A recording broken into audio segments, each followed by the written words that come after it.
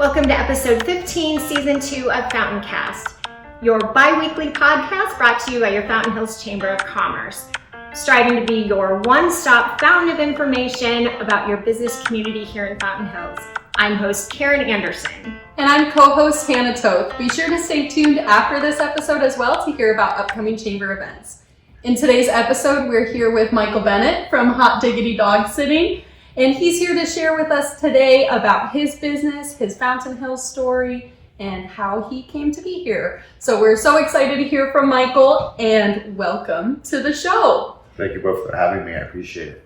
I feel like my college career advisors kind of let me down a little. I didn't know this was an option when I was planning my education, hanging out with pets all day. Yeah, it's let's just say it's definitely a very fun job.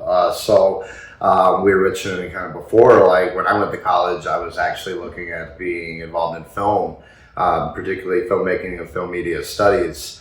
I've always had dogs, been around dogs my whole life. Actually, after college, kind of went down a different route and ended up working at Petco, just kind of part-time. Noticed there was a grooming salon over there, just kind of like, that seems where the action is. Wanted to really work hands-on with dogs. And that's really how I got started working professionally with dogs. I still kind of have a little bit of filmmaking aspirations. It's something that I have in my back pocket a little bit, but this has been great for me. I wanted to be a vet as a little boy growing up, didn't end up doing that, but I knew I wanted, in a way, all my life, wanted to work with animals, particularly dogs. And as fate would have it, led me here. Kind of on a whim, just decided to kind of, go for it and open up Hot Diggity Dog a little over a year ago. So it's been literally the best 16 or so months of my life. It's been great. Fun is definitely the key word. That's fantastic. Yeah. And congratulations as well. As a new chamber member, you're nominated for 2 of our chamber annual gala awards. Yeah, That's thank fantastic. you. I appreciate that. Thank you. It's quite an honor. Yeah, we're so excited for you. Thank you. I remember talking to Betsy before my ribbon cutting, and she was the first one to break, is it okay? It's a few minutes before we announce it, but it's okay if I let you know. It'd be nice to kind of, mention that at the ribbon cutting. Everybody kind of found out almost right when I did, which was really neat. But it was really an honor. I've lived in this community almost 25 years, and to be recognized by this community is something special. Absolutely. That's fantastic. Thank you. Great. You obviously earned it. Yeah. Thank you. So tell us a little bit more about how Hot Diggity Dog Sitting began.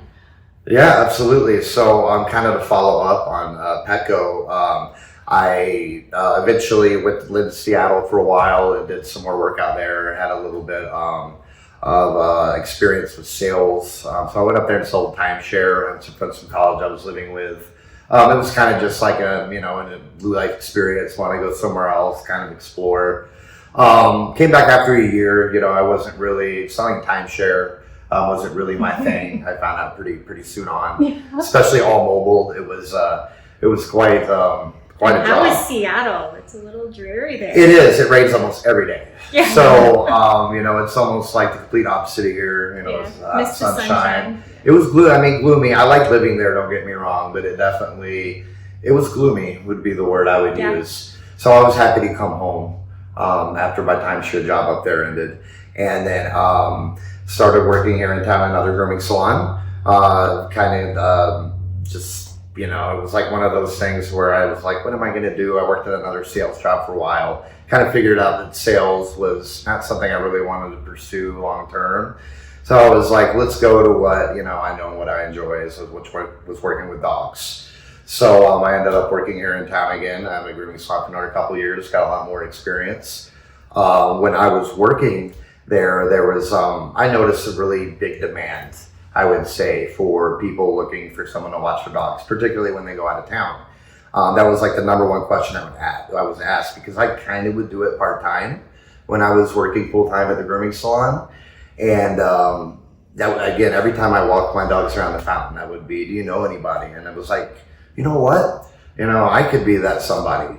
And so that's really when my motors in my head started running, thinking that, this could be a business, especially in this town. There's a need for it. I have a lot of experience with dogs, and bring my personality with it. I think it could be really successful.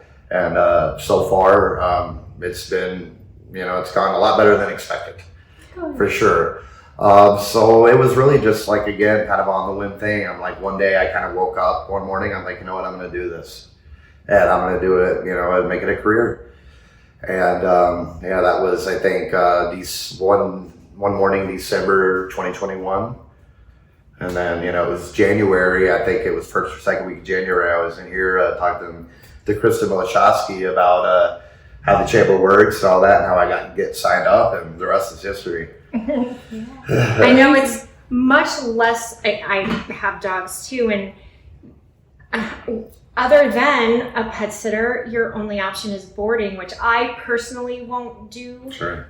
It's very stressful on animals. Absolutely. Even taking them to someone else's home, I was fortunate until my mom passed. I would just take my dog to my mom's, but she knew her and that was fine. But it's much less stressful to have someone come and be in the home with your pet. You got it. You don't have to take them somewhere else, and you definitely don't have to take them and have them put in a kennel, anything like that. It's definitely an ideal situation. It sure is. It is, and you bring up some great points. It's part of the reason that I wanted to do this as well, because we had when I had my dog. He's actually a French bulldog named Bo. He lives in Myrtle Beach, South Carolina now. So I just see him through FaceTime and stuff now. But we boarded him when he was very young, and left him for about a week. But when he came back, a totally different dog. He lost probably, I would say, 5-7 pounds.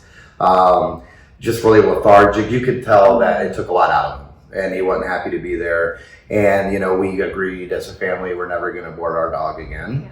And exactly what you said before, when they're at home, they're somewhere that they're familiar with, comfortable surroundings, especially like if what I always tell my new clients, I'm going to follow your routine, your daily routine, exactly the T.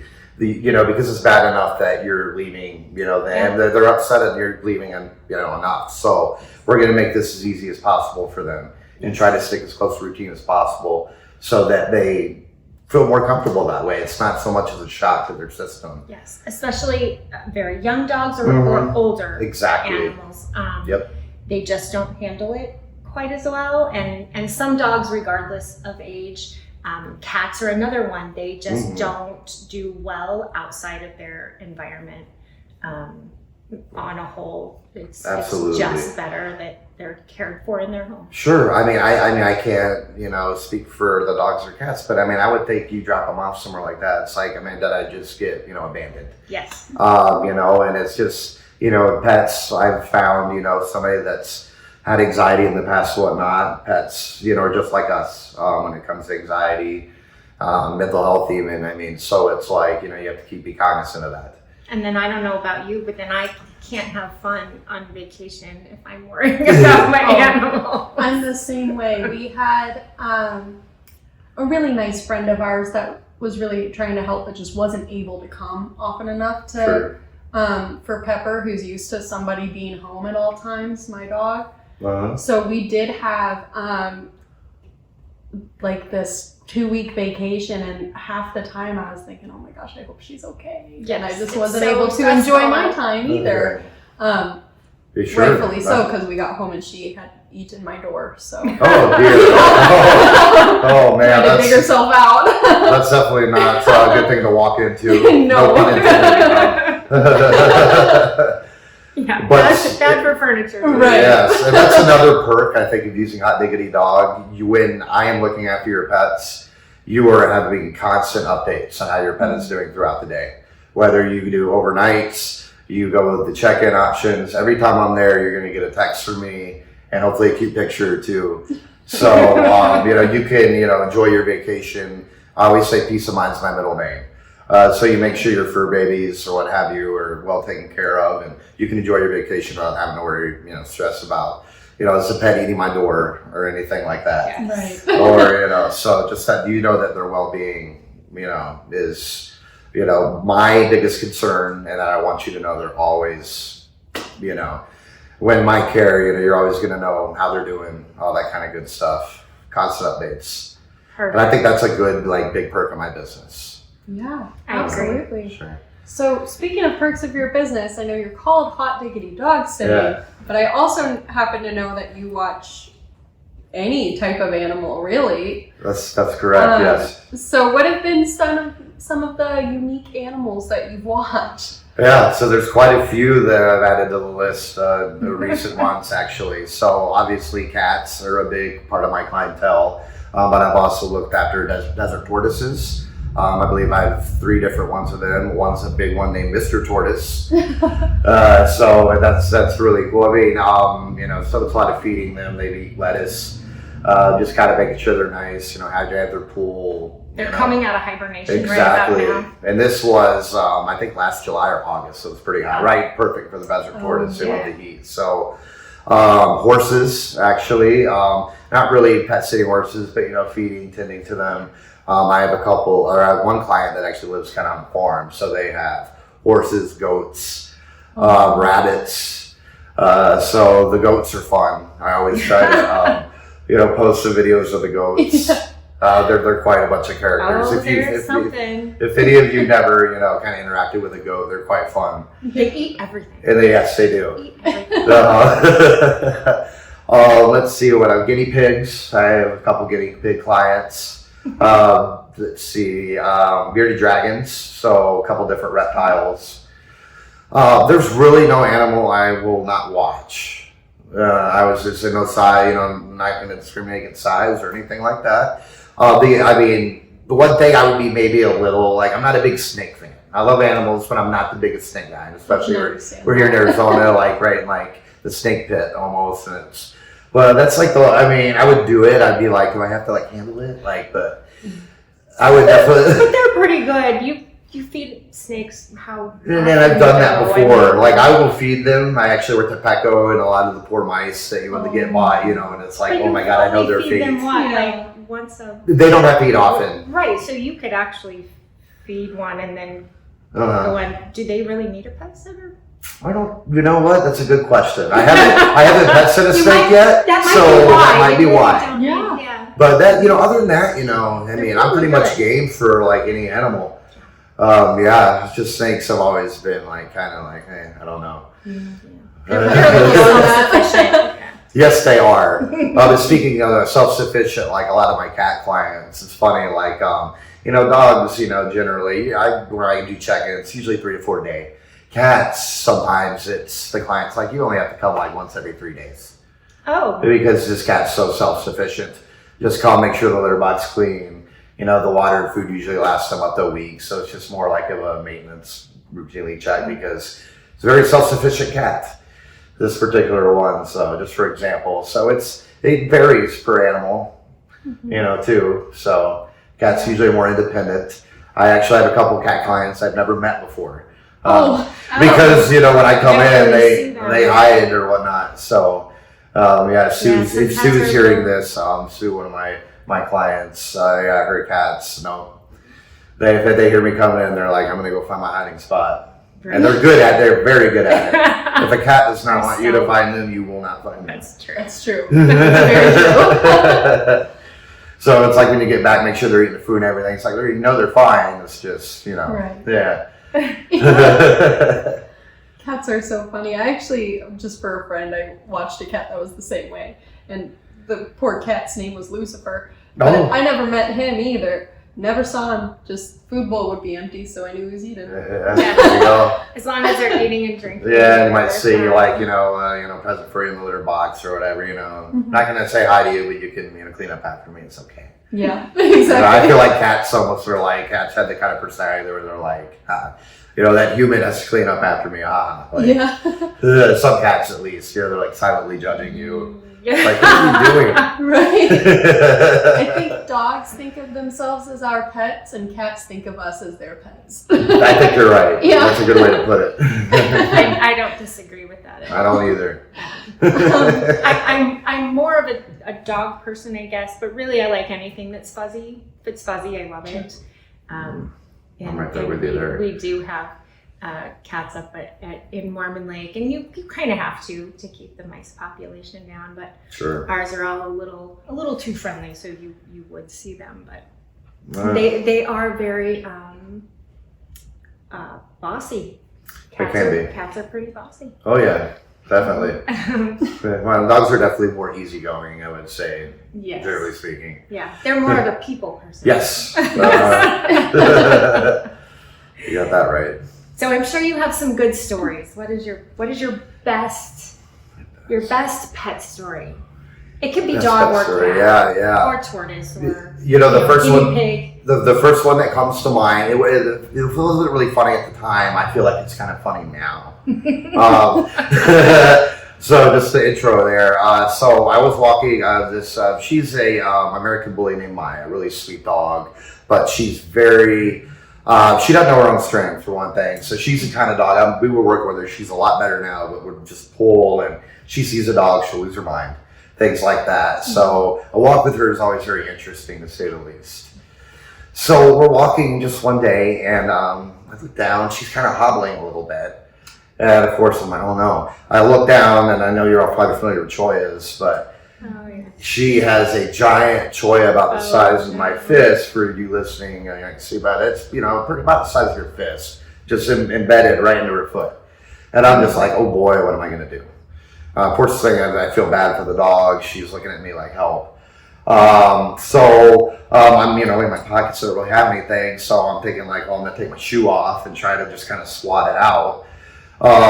Before I could even get my shoe off, somehow the choya jumps from her foot into my knee. Oh, no. And I'm just like, my first thought is, thank God it's off of her, but I'm just like, just looking down at my knee with this giant choya sticking out of it, like, oh my God.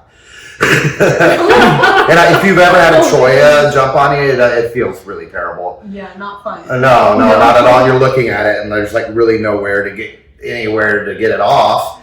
Luckily, we were like in a neighborhood. A Good Samaritan came out near. They're about to leave in their driveway. They're like, "Are you all right?" Like, and I'm just like, kind of just like pointing down at my knee, and they're like, "Oh my goodness!" So they, luckily they came out. They had, I guess it was like they were like big tweezers or something. Hemostats were. Maybe it was that. Okay, I'm not sure. The whole it's kind of like almost like a blur, because I was just like. But long story short, they didn't really get that out of my knee. Everything was fine. The dog was fine or anything. It's kind of funny to me now. The main reason I want to bring it up too is, since Arizona, you're kind of got to brave the elements, and it was like that was to me. I'm very, very careful, and that was. But there are things out here we got to be cognizant of, especially walking our pets. And I got to tell you, the choya, I'm glad I hope it happened almost, because I'm more aware now. Yes. And it wasn't anything serious in hindsight. And you but, got a choya out of her with your knee. Yeah. It's pretty cool. Talent. Yeah, right. I could have done it if I tried, but on purpose. But that was definitely an interesting day. But that, and it's just, we're getting to the, point of the season, just brings up, healthy kind of safe stuff. Or when I get into walking here, that's a big part of my job too at Hot Diggity Dog, is walking dogs. It's getting hot. So, I usually wake up at the crack of dawn, get all the dogs walk before it gets too hot, or after the sun goes down. So I always make sure, because you'll see things, the bait can be very hot on dogs' feet. So we try to avoid that whenever possible. Make sure, we're following every safety measure possible, and make sure we're not going to, take your dog out, when it's, triple digits, obviously, or anything like that. It's no call. You'd be surprised how many times I've heard, like, could you walk my dog right now? And I'm like, I'm sorry. Like, it's for your pet's safety and health. If you'd like me to walk him when the sun goes down, that's great. But, we're going to have to wait. Yeah. Usually people understand, but, sometimes it's, it's just something, don't want to risk, Absolutely. It's putting them out there and that, because it's not comfortable enough for us. So Sometimes. And us living in Arizona, we know about all these summers, these Arizona summers. So Yes. Oh yeah, I've told people before, if you put your hands on the pavement and it hurts, it's gonna it's hurt too your hot for dog your too. dog's feet. Yeah. So Well, that's that great. and dogs can't sweat to Right. cool off. Right, that also Yeah. yes. All they can do is pant, and so they will dehydrate very quickly. Exactly. So we got that coming up here. It's here this summer. So that was my first year doing it full time. Makes for a little bit longer days, but I enjoy it. Because I'm usually up very early and go to bed very late. Yes. But yeah, whatever I have to do. Yeah, And that's another perk too. If I'm not on overnight, which I usually do, I always say, well, I do this a few times, but I am available for service 24/7. Somebody, for an emergency, I'm always by my phone. You need to leave out at 1 a.m. You just need the dog checked in on, let out, whatever. I'm willing to do that. That's fantastic. So, yeah. So, with all of your services and everything that our audience has now learned about you, how can they reach you to watch their pet? So yeah, absolutely. The best way to reach me would be my phone number, and I can provide that also for all you Facebookers out there. I do have a Hot Diggity Dog Facebook page, so I definitely urge you to check that out, see some of my clientele, some cute stuff, and my phone number's on there, and I'll give this out to you guys here. It's 480-388-2421, and that is 480-388-2421. And that is definitely the best way to reach me, either via call or text. Usually I was available. If you don't get a hold of me, probably with a client, so I'll call you right back. But yeah, I'm always available, again, 24/7. So yeah, please give me a call. I'd love to meet you and your fur babies and help you out any way I can. Fantastic. Well, thank you, Michael. Outstanding. Thank you, ladies. I appreciate you having me on. Of We course. enjoyed it. That will wrap up this episode of FountainCast. Michael, thank you so much for joining us. My pleasure. Thank you so much for sharing about your business. We love hearing all the stories. I was kind of hoping you'd bring one of your clients with you today, but it's okay. It's okay. We understand. Thank you for tuning in, and we'll see you next time. Don't forget to share FountainCast with friends, neighbors, clients, anyone in your network, and please like, rate, and review FountainCast wherever you listen to your podcast. For upcoming chamber events, the Fountain Hills Chamber Gala Awards, presented by Wecopa Casino Resort, are coming very soon. On Friday, May 19th, we will be celebrating outstanding community members with a masquerade and award ceremony. It's not too late to register for this exciting event, so be sure to register to join us at the Gala Awards by visiting fhchamber.com. For upcoming ribbon cuttings next Thursday, May 11th, we will be celebrating MJS Consultants at 5 p.m. right here at the Chamber patio. On May 18th, join us on the patio once again for a ribbon cutting for Foreplay Coffee at 5 p.m. Head to the Chamber website for more details on all of our upcoming events, or to request to do your own podcast, Uniquely Fountain Hills episode, send us editions for the newsletter, and so much more. Thank you, Fountain Hills, for continuing to be the best community.